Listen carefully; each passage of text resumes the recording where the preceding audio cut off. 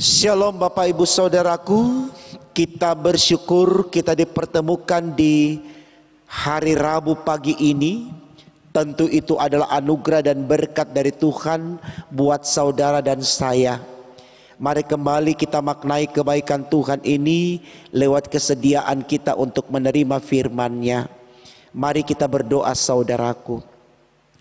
Tuhan Yesus, terima kasih kami boleh ada di Rabu pagi ini. Itu anugerah berkat darimu. Berkenan kami yang mensyukuri akan hari anugerah pemberianmu ini.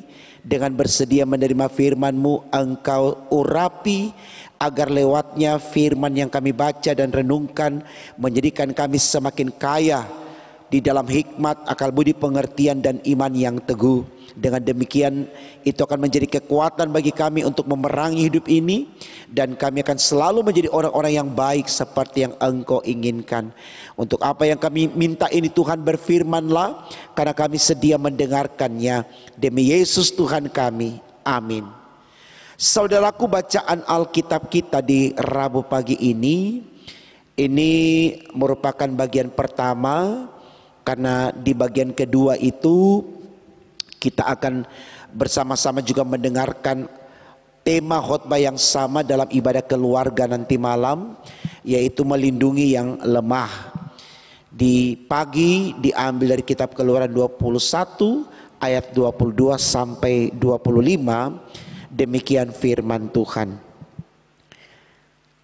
Apabila ada orang berkelahi dan seorang dari mereka tertumbuk kepada seorang perempuan yang sedang mengandung sehingga keguguran kandungan, tetapi tidak mendapat kecelakaan yang membawa maut, maka pastilah ia didenda sebanyak yang dikenakan oleh suami perempuan itu kepadanya, dan ia harus membayarnya menurut putusan hakim. Tetapi jika perempuan itu mendapat kecelakaan yang membawa maut, maka engkau harus memberikan nyawa ganti nyawa, mata ganti mata, gigi ganti gigi, tangan ganti tangan, kaki ganti kaki, lecur ganti lecur, luka ganti luka, bengkak ganti bengkak. Saudaraku, tema renungan kita di pagi ini dituliskan demikian dalam Sabda Bina Umat, melindungi yang lemah. Melindungi yang lemah. Saya sangat yakin saudaraku, kalimat yang tertulis di tema khotbah kita ini sangat kita mengerti, sangat kita pahami apa arti dan maksudnya, yaitu melindungi yang lemah. Saya yakin tema ini sangat baik bagi kita, karena memang demikian yang harus kita lakukan dalam kehidupan kita manusia. Karena sadar atau tidak saudaraku, memang Tuhan menempatkan manusia itu berbeda-beda. Ada yang kuat, ada yang lemah. Kuat dalam pengertian memiliki kekuatan finansial, memiliki kekuatan intelektual, memiliki kekuatan spiritual. Tetapi ada juga orang-orang yang kemudian memiliki keterbatasan atau kekurangan yang biasa kita sebut kelemahannya. Dari segi finansial, intelektual, spiritual, dan lain sebagainya. Nah, di konteks ini saudaraku, tidak kemudian Allah menyampaikan kepada manusia yang kuat untuk menghancurkan yang lemah. Tidak demikian. Tetapi bagaimana yang kuat harus melindungi yang lemah. Tujuannya adalah supaya yang lemah ini bisa memiliki kesempatan untuk memberdayakan potensi yang ada padanya. Jadi manusia tidak diminta oleh Allah untuk saling membinasakan. Artinya manusia tidak harus melihat kelemahan sesamanya sebagai kesempatan untuk menghancurkan dia. untuk melecehkan dia, untuk mengucilkan dia, apalagi untuk membinasakan dia. Tidak. Tapi bagaimana kita hadir sebagai penyemangat bagi mereka untuk kemudian mereka memahami betapa pentingnya memberdayakan diri di dalam upaya untuk mendapatkan apa yang mereka cita-citakan. Saya pikir ini baik saudaraku untuk kita renungkan, karena jujur tidak sedikit manusia, mungkin termasuk saya dan Bapak Ibu, selalu melihat peluang yang baik ketika kita melihat sisi lemah dari sesama kita. Kita berpikir kalau kita tidak memanfaatkan kelemahannya untuk mendapatkan keinginan kita, kita akan kehilangan kesempatan itu.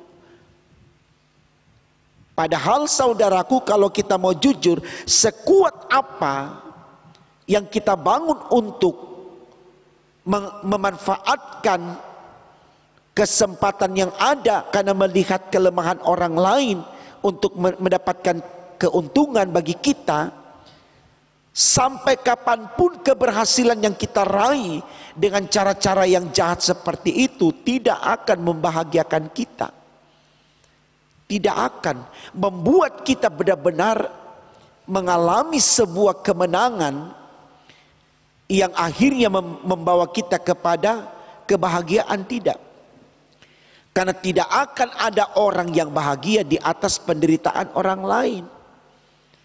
Saya pikir ini baik saudaraku untuk kita renungkan supaya kita mulai belajar bagaimana kita melihat orang yang lemah untuk kita rangkul, untuk kita berikan ruang baginya, memahami kelemahannya dengan mengajarkan sesuatu yang baik kepadanya agar dia bisa fight, dia bisa eksis dalam eksistensinya sebagai manusia.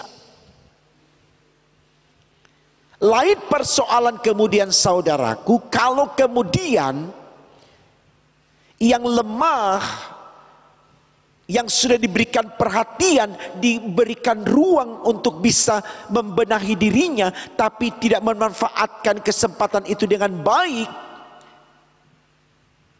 tentu kita juga bisa meninggalkannya. Artinya kita serahkan dia kepada Allah.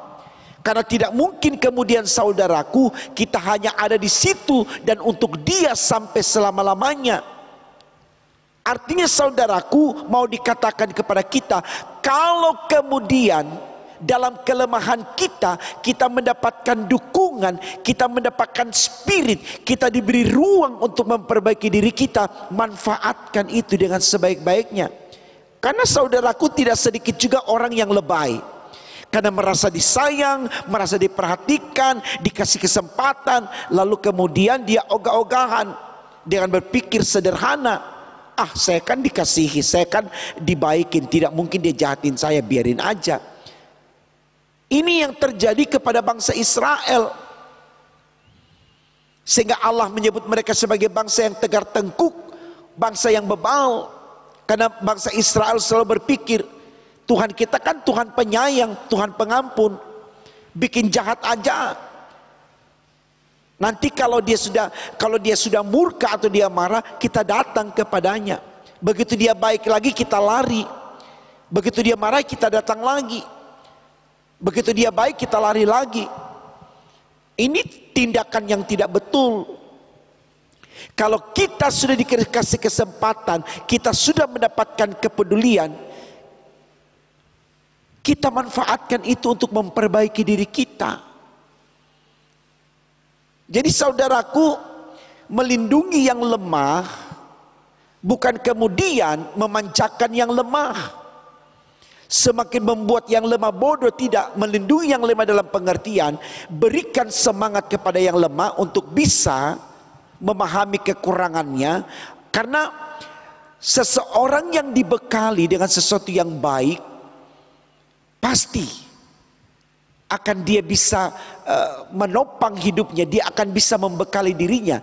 Orang yang dibilang bodoh, kalau kemudian dia siap untuk belajar, saya yakin dia bisa menjadi pintar.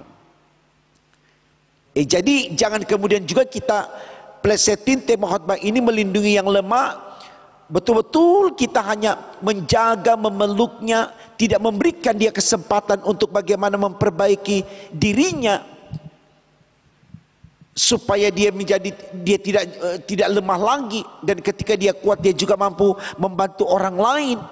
Saya pikir ini baik saudaraku, tema khotbah kita ini, supaya betul-betul dalam kehidupan ini kita selalu menjadi orang-orang yang berbela rasa, orang-orang yang memiliki kepedulian, selalu merasa senasib sepenanggungan dengan orang lain, sehingga saudaraku tidak ada upaya untuk kita menyakiti orang lain dengan cara-cara kita, tapi betul-betul kita memahami peran kita sebagai manusia adalah untuk memanusiakan manusia. Garis bawahi kalimat itu saudaraku. Kita sebagai manusia, kita ada di konteks kehidupan dengan manusia dalam rangka untuk memanusiakan manusia. Melindungi yang lemah adalah salah satu upaya memanusiakan manusia. Dan harapannya manusia yang sudah dimanusiakan, manusia yang lemah yang sudah dibekali, manusia yang lemah yang memanfaatkan ruang yang diberikan, tidak juga kemudian menjadi sombong, tapi bersedia juga untuk kembali membantu yang lemah seperti yang sudah didapatkan dari orang yang kuat, yang memberikan dia ruang untuk bisa membekali dirinya menjadi lebih baik. Saya pikir inilah kehidupan yang harus kita jalani sebagai manusia ciptaan Allah. Betul-betul saudaraku, kita saling melengkapi satu dengan yang lain demi untuk kemuliaan nama Tuhan. Selamat membuktikan Tuhan terus menanti karya kita lewat kesediaan kita untuk memanusiakan manusia. Karena Yesus sudah datang mengajarkan itu, dia ada untuk memanusiakan manusia lewat karya penebusan dosa. Tuhan memberkati firman-Nya. Amin. Mari kita berdoa saudaraku. Terima kasih Tuhan karena Engkau sudah berkati kami, sehingga kami lewat firman-Mu mengerti bahwa kami benar-benar harus memahami kelemahan orang lain, bukan kesempatan untuk menjatuhkan dia, untuk menjebak dia di dalam ketidakberdayaannya, tapi bagaimana kami melihat kelemahan orang lain benar-benar sebagai spirit bagi kami untuk memanusiakannya. Dan biarlah kami yang mendapatkan perhatian dari orang lain, yang sudah dimanusiakan oleh orang lain, benar-benar kami memanfaatkan kesempatan itu untuk menjadi manusia yang sesungguhnya, agar dengan demikian kami selalu menjadi manusia yang berharga di mata Tuhan demi untuk kemuliaan nama-Mu. Kami siap mengisi kehidupan kami hari ini dengan percaya Tuhan menyertai kami, dan dalam bersama dengan Tuhan kami sehat, kami kuat, dan kami beriman. Kami mengucap syukur untuk semuanya Tuhan, di dalam nama Tuhan Yesus Allah kami yang hidup. Haleluya, puji Tuhan. Amin.